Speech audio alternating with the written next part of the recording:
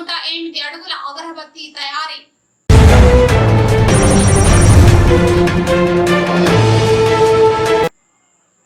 Gunadala Mary మాతను దర్శించుకున్న చంద్రబాబు దంపతులు.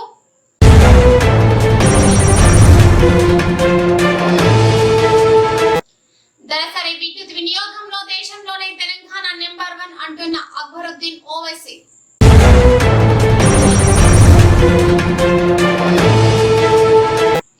ఇక వివరాలకు వెళ్తే ప్రొద్దుటూరు హైదరాబాద్ తో పాటు వైఎస్ఆర్ జిల్లా ప్రొద్దుటూరు వైఎంఆర్ కాలనీలో ఐటీ అధికారులు సోదాలు నిర్వహిస్తున్నారు. కేసీ పుల్లయ్య అనే వ్యక్తి నివాసం కార్యాలయాల్లో సోదాలు చేస్తున్నారు. కేసీ పుల్లయ్య కుమారుడు అనిల్ తెలుగు రాష్ట్రాల్లో భారీ మొత్తంలో కాంట్రాక్ట్ పనులు చేస్తున్నారు. ప్రొద్దుటూరులోని కూరగాయల మార్కెట్ నిర్మాణ పనులు కూడా కేసీ సంస్థే చేపడుతోంది. ఈ క్రమంలో హైదరాబాద్ లోని కేసీ పుల్లయ్య సంస్థల్లోనూ అధికారుల సోదాలు కొనసాగుతున్నాయి. ఎక్కడెక్కడ కాంట్రాక్ట్ పనులు చేస్తున్నారన్న విషయాలపై ఆరా తీస్తున్నారు. గద్వాల నియోజకవర్గం గట్టు మండల పరిధిలోని అంతంపల్లి గ్రామానికి చెందిన నర్సమ్మ మృతి చెందిన విషయం తెలుసుకున్న Zilla Parishad chairperson Congress party Gadwal assembly in charge Saritamma ఉత్తరానికి పూలమాలలు వేసి శ్రద్ధాంజలి ఘటించి కుటుంబ సభ్యులను పరామర్శించారు.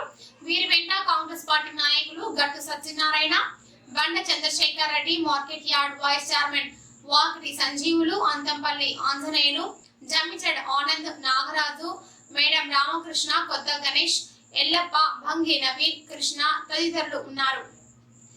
విద్యుత్ పై జ్యుడిషియల్ విచారణకు ముఖ్యమంత్రి రేవంత్ రెడ్డి ఆదేశాలు జారీ చేశారు. గురువారం అసెంబ్లీలో విద్యుత్ పరిస్థితిపై డిప్యూటీ సీఎం బట్టి విక్రమార్క శ్వేతపత్రం విడుదల చేశారు. దీనిపై సభలో లఘు చర్చ జరగగా విద్యుత్ పై 3 అంశాలపై విచారణకు ప్రభుత్వం సిద్ధమైంది. ఈ సందర్భంగా సీఎం మాట్లాడారు. ప్రభుత్వంపై బీఆర్ఎస్ నాయకులు ఎదురుదాడి చేశామని అనుకుంటున్నారని, 9.5 ఏళ్లలో వాస్తవాలను సభ ముందు గత ప్రభుత్వం పెట్టలేదన్నారు. విద్యుత్ శాఖను స్కాన్ చేసి వాస్తవాలను సభ ముందు పెడుతున్నామని తెలిపారు. గత పాలకులు వాస్తవాలను హుందాగా ఒప్పుకోవాలన్నారు. జగదీష్ రెడ్డి వ్యాఖ్యలను స్వాగతిస్తున్నానని తెలిపారు.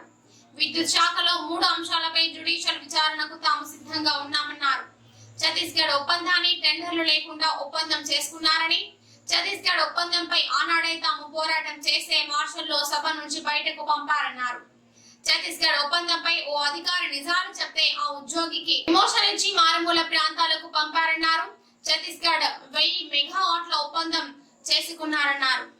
1362 కోట్ల భారం ఈ ఒప్పందం వల్ల ప్రభుత్వంపై భారం పడిందని తెలిపారు. ఛత్తీస్గఢ్ ఒప్పందాలపై జ్యుడిషియల్ విచారణకు ఆదేశిస్తామని సీఎం తెలిపారు.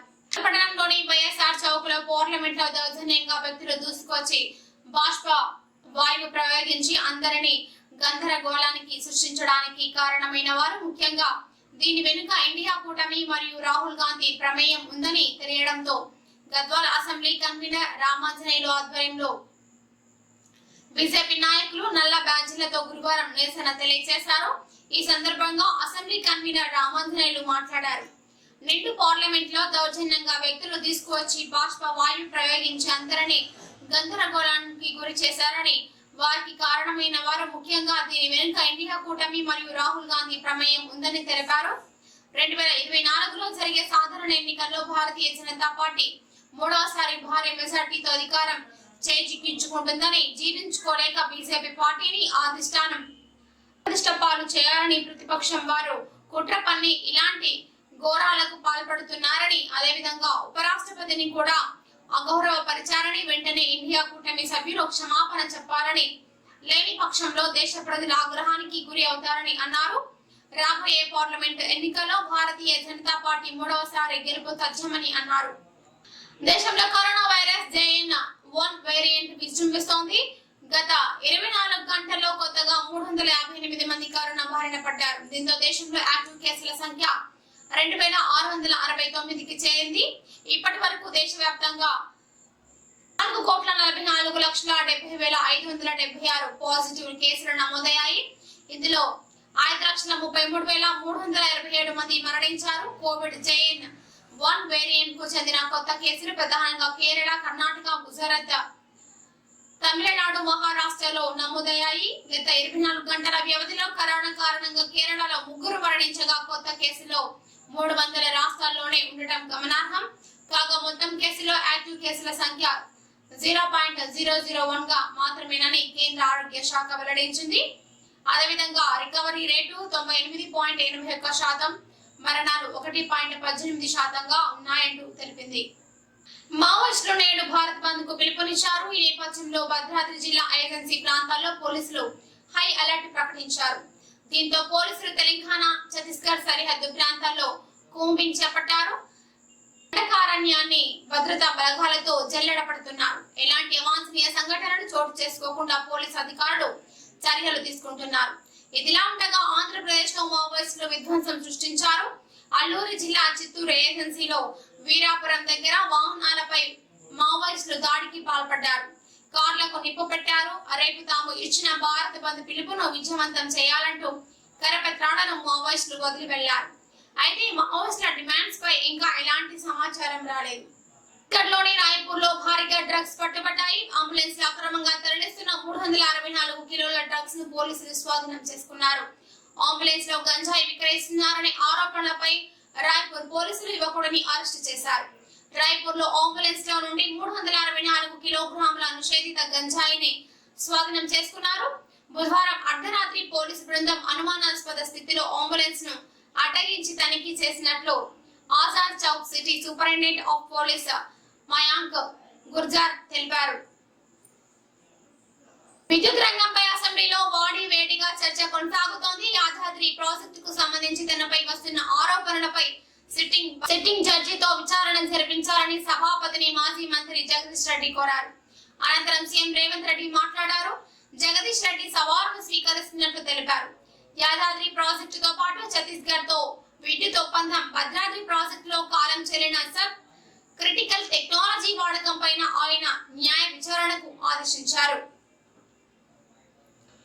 ఆర్టీసీ బస్సులో ఉచిత ప్రయాణానికి అర్హులైన వారు ఫోటో స్పష్టంగా కనిపించేలా ఒరిజినల్ గుర్తింపు కార్డును కలిగి ఉంటారని టీఎస్ఆర్టీసీ ఎండీ సజ్జనార్ తెలిపారు. స్మార్ట్ ఫోన్ లో గుర్తింపు కార్డులను, జిరాక్స్ కాపీలను అనుమతించబోమని ఆయన ఒక ప్రకటనలో స్పష్టం చేశారు. అయోధ్య శ్రీరామ మందిర ప్రారంభోత్సవానికి భారీ ఎత్తున ఏర్పాట్లు. కార్యక్రమం కోసం 108 అడుగుల పొడవున్న అగరబత్తిని తయారు చేశారు. గుజరాత్ లోని వడోదరాలో ఈ భారీ అగరబత్తిని సిద్ధం చేస్తున్న వైనం. అయోధ్యలో రామ మందిర ప్రారంభోత్సవానికి పెద్ద ఎత్తున ఏర్పాట్లు జరుగుతున్నాయి. శ్రీరాముల వారి విగ్రహ ప్రాణ ప్రతిష్ఠ ఏర్పాట్లకు సంబంధించి ప్రస్తుతం 108 అడుగుల పొడవున్న అగరబత్తిని సిద్ధం చేస్తున్నారు. గుజరాత్ లోని వడోదరాలో ఈ అగరబత్తిని సిద్ధం చేస్తున్నట్లు తెలుస్తోంది. ప్రస్తుతం జరగబోతున్న పార్లమెంట్ సెషన్ లో 143 మంది విపక్ష ఎంపీలపై వేటు పడిన సంగతి తెలిసిందే. ఈ మూకుమ్మడి సస్పెన్షన్ పై గురువారం ప్రతిపక్ష పార్టీలకు చెందిన ఎంపీలు నిరసన ర్యాలీ చేపట్టారు. పార్లమెంట్ భవనం నుండి సెంట్రల్ ఢిల్లీలోని విజయ్ చౌక్ వరకు ర్యాలీ నిర్వహించారు. ప్రజాస్వామ్యాన్ని కాపాడాలని రాసిన బ్యానర్, ప్లకార్డులను ప్రదర్శించారు. యాదాద్రి శ్రీ లక్ష్మీ నరసింహస్వామి ఆలయ ఈవో గీతారెడ్డి రాజీనామా చేశారు. దేవాదాయ కమిషన్ ఆదేశాల మేరకు తాను రాజీనామా చేస్తున్నట్లు వారు వెల్లడించారు. చంద్రబాబు నాయుడు సతీమణి భువనేశ్వరితో కలిసి గుణదల మేరీ మాతను దర్శించుకున్నారు. మేరీ మాత ఆలయంలో చంద్రబాబు దంపతులు ప్రత్యేక ప్రార్థనలు చేశారు. అనంతరం శ్రీ క్రిస్మస్ వేడుకల్లో చంద్రబాబు, భువనేశ్వరి పాల్గొన్నారు. మేరీ మాత ఆలయానికి వచ్చిన చంద్రబాబుకు వర్ల రామయ్య, జవహర్, దేవినేని ఉమా, అశోక్ బాబు, కొల్లు రవీంద్ర, నాగుల్ మీరా స్వాగతం పలికారు. జైలు నుండి వచ్చాక పలు పుణ్యక్షేత్రాలను చంద్రబాబు సందర్శించిన విషయం తెలిసిందే. గుణదల మేరీ మాత ఆలయం నుండి చంద్రబాబు దంపతులు ఇంటికి బయలుదేరి వెళ్లారు. కాంగ్రెస్ మేనిఫెస్టోలో నిరుద్యోగులకు ఉద్యోగ, ఉపాధి అవకాశాలు కల్పించే వరకు ప్రతి నెలకు 4,000 రూపాయల నిరుద్యోగ వృత్తిని చెల్లిస్తామని తెలిపి నిన్న శాసనసభలో ఉప ముఖ్యమంత్రి మల్లుభట్టి విక్రమార్క మాట్లాడుతూ 6 గ్యారంటీలలో గాని, మేనిఫెస్టోలో గాని నిరుద్యోగుల వృత్తి గురించి ఎక్కడా చెప్పలేదని నిరుద్యోగులను అవమానపరచడాన్ని నిరసిస్తూ గురువారం ఉదయం ఓయూలో నిరుద్యోగ జేఏసీ ఆధ్వర్యంలో పెద్ద ఎత్తున నిరుద్యోగ జేఏసీ విద్యార్థులు నిరసన తెలిపారు. అనంతరం ఆర్ట్స్ కళాశాల ముందు కాంగ్రెస్ మేనిఫెస్టో పత్రాలను నిరుద్యోగ నేతలు తగలబెట్టారు. ఈ సందర్భంగా నిరుద్యోగ జేఏసీ చైర్మన్ కొట్టూరి మానవతారాయ్ మాట్లాడారు. 1.8% నిరుద్యోగుల ఓట్లతో గద్దెనెక్కిన కాంగ్రెస్ ప్రభుత్వం 4,000 నిరుద్యోగ వృత్తి ఎగ్గొట్టాలని చూస్తే నిరుద్యోగ జేఏసీ కాంగ్రెస్ ప్రభుత్వం భరతం పడుతుందంటూ వారు హెచ్చరించారు. నల్గొండ నియోజకవర్గంలోని దళిత బంధు లబ్ధిదారులకు జిల్లా కలెక్టర్ ద్వారా ప్రొసీడింగ్స్ ఇచ్చి లబ్ధిదారుల ఎంపిక పూర్తి అయినందున నిధులను విడుదల చేయాలంటూ నల్గొండలోని అంబేద్కర్ విగ్రహం వద్ద లబ్ధిదారులు నిరసన తెలిపారు. ఈ సందర్భంగా లబ్ధిదారుల సంఘం నేతలు పాలడుగు నాగార్జున, బగరం శ్రీనివాస్, కాంచనపల్లి విమలమ్మ, అద్దంకి రవీందర్ మాట్లాడారు. ప్రభుత్వ నిబంధనల ప్రకారం నల్గొండ నియోజకవర్గంలో దళిత బంధు లబ్ధిదారులను ఎంపిక చేసిందన్నారు. జోగులాంబ గద్వాల జిల్లా ఐసపట్టణంలో నిర్మించిన సమీకృత మార్కెట్ సముదాయ భవనాన్ని వినియోగంలోకి తీసుకురావాలని అఖిలపక్ష కమిటీ నాయకులు గురువారం మున్సిపల్ చైర్మన్ దేవన్నను కోరారు. అంబేద్కర్ విగ్రహాన్ని రోడ్డు మధ్యలో ఏర్పాటు చేసే విధంగా చూడాలని కోరారు. అనంతరం వినతి పత్రాన్ని అందజేశారు. జోగులాంబ గద్వాల జిల్లా ఐసపట్టణంలోని సంత బజార్లో ఉన్న బస్తీ దవాఖానలో గురువారం సెమీ క్రిస్మస్ వేడుకలు ఘనంగా నిర్వహించారు. ఐసాలోని ప్రభుత్వ హాస్పిటల్ సిబ్బంది కేక్ కట్ చేసి వేడుకలు నిర్వహించారు. ఈ కార్యక్రమంలో వైద్యులు మధుబాబు, విష్ణు, హేమ మానస, ఏఎన్ఎంలు పాల్గొన్నారు. సాగునీటి రంగానికి సంబంధించి ప్రభుత్వం తీసుకునే ప్రతి నిర్ణయం పారదర్శకంగా ఉండాల్సిందేనని ముఖ్యమంత్రి రేవంత్ రెడ్డి స్పష్టం చేశారు. ముఖ్యమంత్రి తన నివాసంలో వ్యవసాయ, నీటిపారుదల రంగాలపై మంత్రులు తుమ్మల నాగేశ్వరరావు, ఉత్తమ్ కుమార్ రెడ్డితో కలిసి సమీక్ష సమావేశం నిర్వహించారు.